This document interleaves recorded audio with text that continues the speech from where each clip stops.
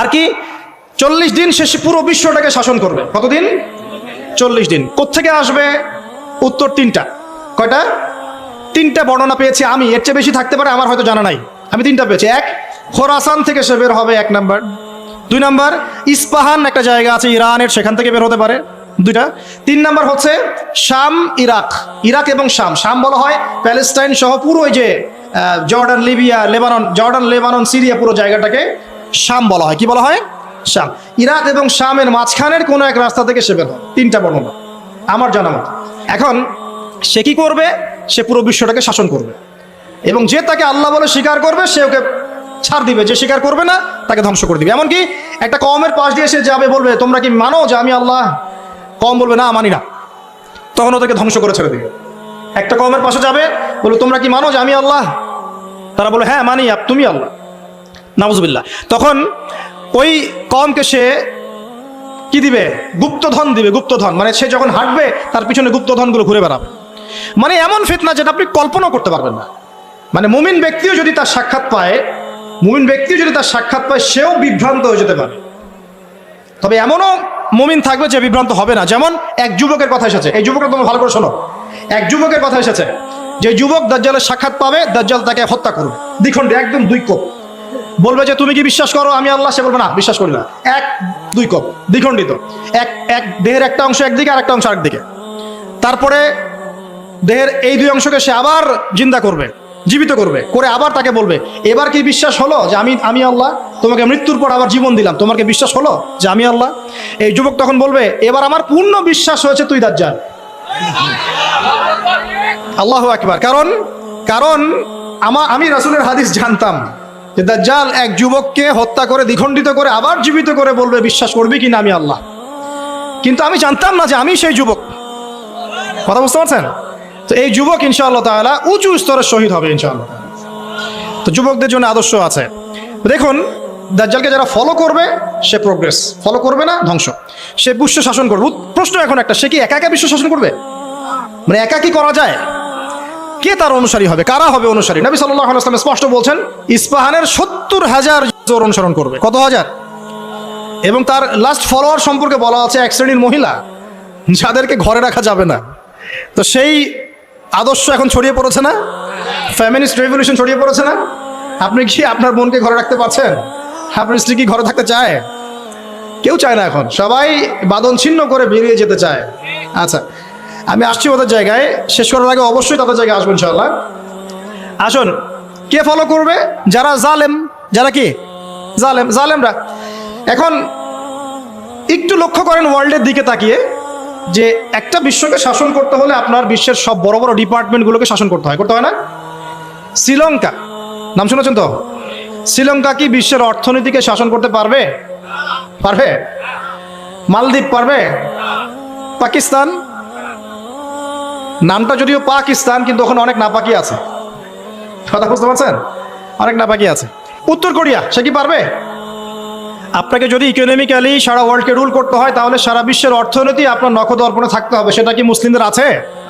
কাদের হাতে এগুলো এখন? বুঝে নেন। তাহলে ওয়ার্ল্ডকে রুল করতে হলে ইকোনমি ডমিনেন্ট করতে হবে। আপনি এটা ক্ষমতা আমাদের কাছে নাই, ওদের কাছে আছে। মিডিয়া নিয়ন্ত্রণ করতে হবে না ওয়ার্ল্ডকে রুল করতে হলে মিডিয়া লাগবে কিনা? তাদের হাতে। ফাইন্যান্স রুল করতে হবে কিনা? লাগবে, এটা ওদের হাতে। পলিটিক্যাল অ্যাফেয়ার্স রুল করতে হবে কিনা? হবে। মিলিটারি সেকশন রুল করতে হবে কিনা? হবে। অস্ত্রশস্ত্র এগুলো তাদের সবচেয়ে সেরা অস্ত্রগুলো লাগবে কিনা? মনে করেন আমার কাছে আছে পারমাণবিক অস্ত্র, আপনার কাছে আছে ওই যে রাইফেল, আমি কি আপনাকে ভয় করব? হ্যাঁ, আপনার কাছে যদি পারমাণবিক অস্ত্র থাকে, আমার কাছে না থাকে, আমি ভয় করতে পারি, তাই না? এখন এই মেজর ডিপার্টমেন্টগুলো কি তারা রুল করছে কি করছে না? আচ্ছা, যারা মসিহুদ দাজ্জালকে ফলো করবে তারা ওয়ার্ল্ডে আজকে এত শক্তিশালী হয়ে গেছে। তারা কি এত শক্তিশালী ছিল কখনো? উত্তর না। কখন হয়েছে? বিগত 100 বছরে। কত বছরে? প্রায় বিগত 100 বছর। এখন আপনাকে বাঁচাবে কে তাদের থেকে? রাসূলুল্লাহ সাল্লাল্লাহু আলাইহি ওয়াসাল্লাম বলছেন কোন সূরা বাঁচাবে? সূরা কাহফ। প্রথমে সূরা কাহফ থেকে একটা ছোট্ট অংশ বলি, তারপর আমি শেষের দিকে যাচ্ছি। এই অংশটা মনোযোগ দিয়ে শোনেন। এই সূরার মধ্যে 4টা ঘটনা আছে। কয়টা ঘটনা? একটা আসহাবুল কাহফের ঘটনা, 2 নাম্বার 2 বন্ধুর ঘটনা। এক বন্ধু খুব বস্তুবাদী, আরেক বন্ধু হচ্ছে দরিদ্র মুমিন। 3 নাম্বার হচ্ছে জুলকারনাইন বাদশাহ বা নবী অনেকে অনেক কথা বলেন, আলাইহিস সালাম তার ঘটনা। 4 নাম্বার হচ্ছে মুসা এবং খিদর আলাইহিস সালাম তাদের ঘটনা। এছাড়াও এই সূরার মধ্যে ইয়াজুজ আর মাজুজের কথাও আছে। একটা ঘটনা আপনাকে দেখতে হবে আগে, একটু বিশৃঙ্খলা করবেন না প্লিজ, বসেন, আমরা বেশি লম্বা করবো না আলোচনা, একটু বসেন। কোন ঘটনা? যদি কোনো প্রশ্ন থাকে আপনাদের চিরকুটে লিখবেন, লিখে ভলেন্টিয়ারের কাছে দিবেন, আমরা শেষে যদি সময় পাই দেওয়ার চেষ্টা করবো ইনশাআল্লাহ। একটা ঘটনা, মুসা আলাইহিস সালাম দাঁড়িয়ে লেকচার দিচ্ছেন, জনগণ শুনছেন। একজন দাঁড়িয়ে বললেন, নবী মুসা আপনি অত্যন্ত চমৎকার আলোচনা করেছেন, আপনার চেয়ে কোনো জ্ঞানী মানুষ কি পৃথিবীতে আছে? নবী মুসা বলছেন না। আল্লাহ পাক ধরলেন, না তোমার চেয়েও জ্ঞানী মানুষ আছে। মুসা আলাইহিস সালাম বলছেন, কে সেই মানুষ? আমি তার সাথে সাক্ষাৎ করতে চাই। আল্লাহ পাক বললেন, তুমি 2 সাগরের মিলনস্থলে তাকে পাবে। তিনি চলে গেলেন, গিয়ে দেখলেন হ্যাঁ সেখানে একজন মানুষ আছে, তার নাম খিদর। কি নাম? নবী মুসা বললেন, হাল আত্তাবিউকা আলা আন তুআল্লিমানি মিম্মা উল্লিমতা রুশদা। হে খিদর, আমি কি আপনার অনুসরণ করতে পারি এই শর্তে যে আপনি আমাকে জ্ঞান শিক্ষা দিবেন যা আল্লাহ আপনাকে শিখিয়েছেন? খিদর বলছেন, ইন্নাকা লান তাস্তাতিআ মাইয়া সাবরা, তুমি আমার সাথে ধৈর্য ধরতে পারবে না। আগেই বলে দিলেন, এত দূরদর্শিতা আগেই বলে দিলেন, ধৈর্য তুমি ধরতে পারবে না। কথা বুঝতে পারছেন? মুসা আলাইহিস সালাম বলছেন, না ইনশাআল্লাহ আমি ধৈর্য ধরবো। আচ্ছা ঠিক আছে, চলো আমার সাথে। তারা চললেন, সামনে নৌকা, নদী পার হলেন। নদী পার হওয়ার আগেই নৌকা ফুটা করে দিলেন। একটা মাঝি, পদ্মা নদীর মাঝি আমাকে যদি ফ্রি নৌকা পার করে দেয় আর আমি তার নৌকাটা ফুটা করে দেই, অন্যায় না? খিদর আলাইহিস সালাম এটা করলেন। মুসা আলাইহিস সালাম বলছেন, এটা কি করলেন আপনি? অন্যায় করলেন। খিদর বললেন, আমি বলি নাই আপনাকে আপনি প্রশ্ন করবেন না, আপনি ধৈর্য ধরতে পারবেন না। ঠিক আছে, ভুল হয়ে গেছে, চলেন সামনে। আবার যাচ্ছেন, একটা বাচ্চা, ছোট বাচ্চা ডেকে নিলেন, হত্যা করে ফেললেন। এটা কি করলেন? নিষ্পাপ বাচ্চাকে হত্যা করলেন। আমি কি বলি নাই তুমি সবর করতে পারবে না? তিনি বলছেন, হ্যাঁ ঠিক আছে, আরেকবার প্রশ্ন করলে আমাকে সাথে নিয়েন না, চলেন। এবার সামনে গিয়ে একটা দেয়াল পড়ে আছে, একটা গ্রামে গেলেন। গ্রামে গিয়ে বললেন, নাস্তা পানি কিছু হবে কিনা, সৌজন্যমূলক। কেউ কোনো নাস্তা পানি দিল না, কোনো সৌজন্যমূলক আচরণই করলো না। ও যে বাসায় মেহমান আসলে বলে না, খেয়ে আসছেন না, গিয়ে খাবেন, ওই টাইপের ছিল আর কি। তো যাই হোক, তিনি দেখলেন যে ওদের একটা দেয়াল পড়ে গেছে বেচারা, ওই দেয়ালটাকে তিনি আবার শক্ত করে নির্মাণ করে রেখে দিলেন। মুসা আলাইহিস সালাম বললেন যে এটা কি করলেন? নাস্তা পানিও দিল না, ভালো ব্যবহারও করলো না, আপনি উল্টা তার এই উপকার করলেন বিনা পারিশ্রমিকেই। কিছু আজর নিতেন তাহলে তো ভালো হতো। তো খিদর আলাইহিস সালাম বলেন, এটা হাদা ফিরাকু বাইনি ওয়া বাইনাক, আমার আর তোমার মাঝে এখন ফিরাক, পার্থক্য হয়ে গেল, আর আমাদের পথ চলা হলো না। তবে যাওয়ার আগে আমি জানিয়ে দিই, ওই নৌকা ফুটা করেছিলাম এই কারণে, যদি ফুটা না করতাম তাহলে জলদস্যু নৌকাটা নিয়ে যেত। ফুটা করে দিয়েছি, এই খারাপ নৌকা তারা নিবে না। ঠিক আছে কথা? 2 নাম্বার, বাচ্চাকে যদি হত্যা না করতাম এই বাচ্চা বড় হয়ে বড় কাফের হতো এবং পিতা মাতাকেও কুফরিতে নিয়ে আসতো। এটা আমি আল্লাহর হুকুমে করেছি, একা একা করি নাই। 3 নাম্বার, এই দেয়াল নির্মাণ করেছে এই কারণে, এই দেয়ালের নিচে 2 জন এতিম বাচ্চার রেখে যাওয়া পৈতৃক সম্পত্তি আছে, এটা নির্মাণ করে দিয়েছি। মানুষ এটা সিজ করতে পারবে না, তারা যখন বড় হবে তখন নিবে ইনশাআল্লাহ। তো এই 3টা ঘটনাতে একটু ফোকাস করেন। কোন সূরা আছে এটা? সূরা কাহফ। এই 3টা ঘটনাতেই বাহ্যিক চোখে যা দেখা যাচ্ছে সেটা সত্য নয়, ভিতর থেকে যা দেখছেন সেটা সত্য। কথা বুঝতে পারছেন? তো সূরা কাহফ আপনাকে দাজ্জাল থেকে বাঁচাবে। মানে কি? দাজ্জালীয় ফিতনার যুগে বাইরের চোখে আপনি যা দেখবেন সেগুলো সবসময় সত্য হবে না। রিয়েলিটি আর ভিজুয়াল ওয়ার্ল্ডের মধ্যে আকাশ পাতাল পার্থক্য থাকবে। এটা হচ্ছে দাজ্জালের যুগ। আমি বুঝাতে পারছি না। রিয়েলিটি আপনি দেখছেন বিশ্ব এগিয়ে যাচ্ছে, খুব সুন্দর। বাস্তবতা হচ্ছে যে বিশ্ব এগিয়ে যাচ্ছে আস্তে আস্তে কিয়ামতের দিকে। রিয়েলিটি দেখবেন যে ইকোনমি খুব প্রোগ্রেস হচ্ছে, হ্যাঁ, মানে মানুষের জীবনযাত্রার মান একদম উন্নতির দিকে। বাস্তবতা হচ্ছে পুরো ওয়ার্ল্ডের ইকোনমিক সিস্টেমটা ধ্বংসের মুখে আছে। রিয়েলিটি হচ্ছে বাহ্যিক চোখে আপনি দেখছেন মেয়েরা এগিয়ে যাচ্ছে, ফ্যামিনিস্ট রেভলিউশন, মাথা খারাপ অবস্থা, ঠিক আছে। বাস্তবতা হচ্ছে মেয়েরা জাহান্নামের দিকে এগিয়ে যাচ্ছে।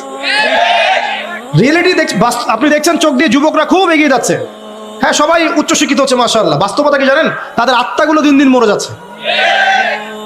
রিয়েলিটি দেখছেন যে হ্যাঁ পরিবারগুলো খুব সুখী, আমরা একদম বিল্ডিং তুলতেছি মাশাআল্লাহ, জমি জমা কিনতেছি। বাস্তবতা কি জানেন? পরিবারগুলোতে শান্তি নাই এখন। আমি বোঝাতে চাচ্ছি, দাজ্জালীয় ফিতনার যুগে ভিজুয়াল ওয়ার্ল্ড মানে যা আপনি বাহ্যিক চোখে দেখছেন আর রিয়েলিটির মধ্যে আকাশ পাতাল পার্থক্য থাকবে, ঠিক খিদির এবং মুসা আলাইহিস সালামের ঘটনার মতো। বুঝতে পারলাম? অতএব আপনাকে দাজ্জাল, তার সভ্যতা, তার ফিতনা, তা থেকে বেঁচে থাকার পথ বুঝতে হলে আগে দৃষ্টিভঙ্গি চেঞ্জ করতে হবে। কি করতে হবে? দৃষ্টিভঙ্গি চেঞ্জ করতে হবে। খিদিরের দৃষ্টিভঙ্গি লাগবে। কার দৃষ্টিভঙ্গি? খিদির আলাইহিস সালামের। শুধু বাহ্যিক চোখ দিয়ে দেখলে হবে না, এক্সটার্নাল ভিশন দিয়ে দেখলে হবে না, ইন্টারনাল অবজারভেশনের দরজাটা খুলতে হবে। চোখে দেখেন, পরিবারকে দেখেন, সমাজকে দেখেন, রাষ্ট্রগুলোকে দেখেন, আপনি বুঝতে পারবেন যে ফিতনা কি পরিমাণে ধেয়ে এসেছে। এটাই নবী সাল্লাল্লাহু আলাইহি ওয়াসাল্লাম বলছিলেন, তোমাদের পরে এমন একটা যুগ আসছে, জামানা সবরিন, এমন জামানা, কঠিন সবরের জামানা, লিল মুতামাসসিকি ফি, সেখানে যদি এই নবী সাল্লাল্লাহু আলাইহি ওয়াসাল্লামের সুন্নত কেউ ধরে রাখতে পারে, আজরুনা 50 শাহীদাম মিনকুম, তোমাদের মধ্যে 50 জন শহীদ সাহাবীর নেকি পাবে ইনশাআল্লাহ। এটা সেই জামানা নয়।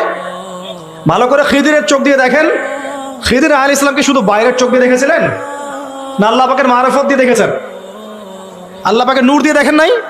মূসা আলাইহিস সালাম নবী হয়েও বুঝতে পারছেন না কেন এটা করেছেন, কেন বাচ্চা হত্যা করছেন, কেন নৌকা ফুটা করলেন, কেন আপনি দেয়াল নির্মাণ করছেন, কিন্তু খিদির আলাইহিস সালাম আল্লাহ পাকের নূর দিয়ে দেখছেন, তিনি বুঝতে পারছেন দূরে কি হতে যাচ্ছে। তো সবাইকে খিদির হতে পারবে?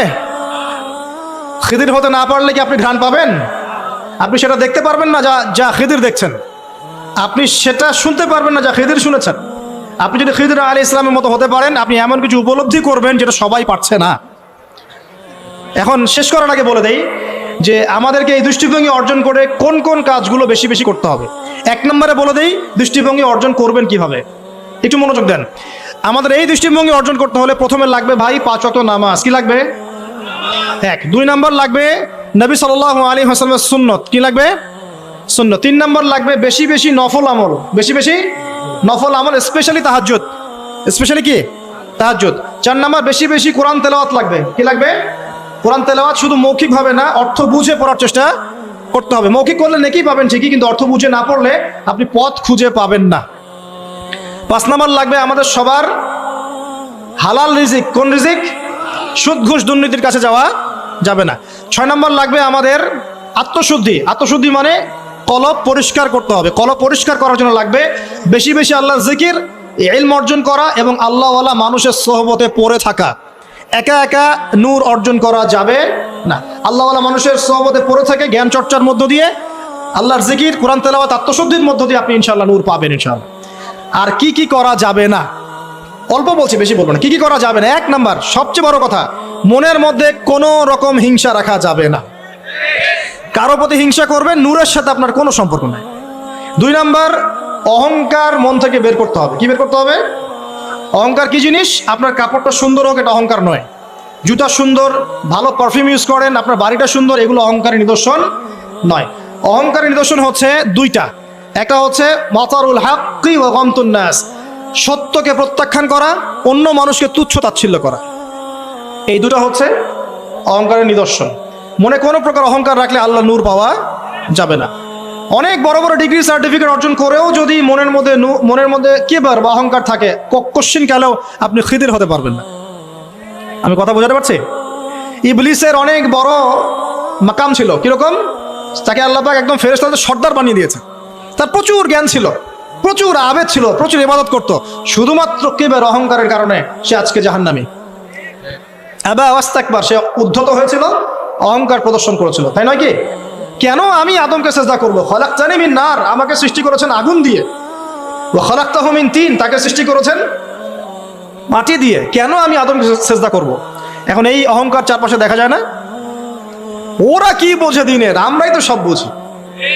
ওরা আর কি পড়াশোনা করছে, আমি তো সব পড়াশোনা করছি। ওর কি আর বড় বড় ডিগ্রি সার্টিফিকেট আছে নাকি? আমার আছে। তারপরে আমাদের দলই চূড়ান্ত সফল, বাকি দল সব জাহান্নামী। এরকম অ্যাটিটিউড আছে না? তুমি আমার দলের ফর্ম পূরণ করো নাই, তোমার জান্নাত কে নিয়ে যাবে? ফর্ম পূরণ করলে তুমি জান্নাতে যাওয়ার লিস্ট পাবো আমার কাছে। ভাবখানা এমন, মুখে না বললো। আমাদের মধ্যে কিবর নাই, আমরাই চূড়ান্ত, বাকিরা সব বিভ্রান্ত।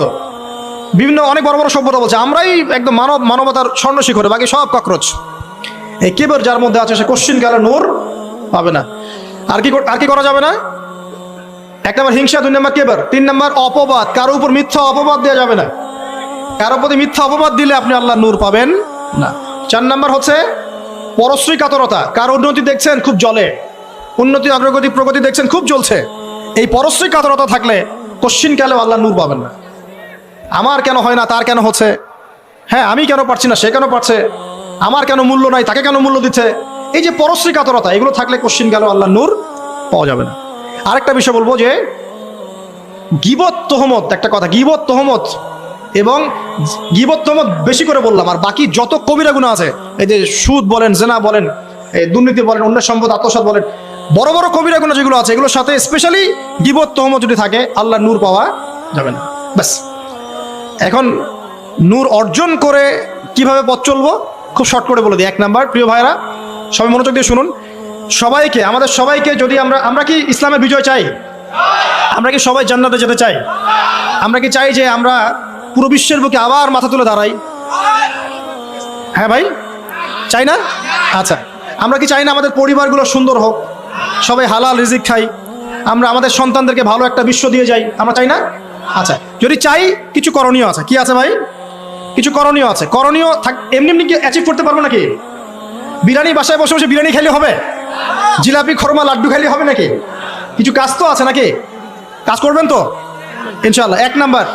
এক নাম্বার হচ্ছে জ্ঞান অর্জন, জ্ঞান অর্জন এবং জ্ঞান অর্জন। জ্ঞান অর্জনের কোনো বিকল্প নাই।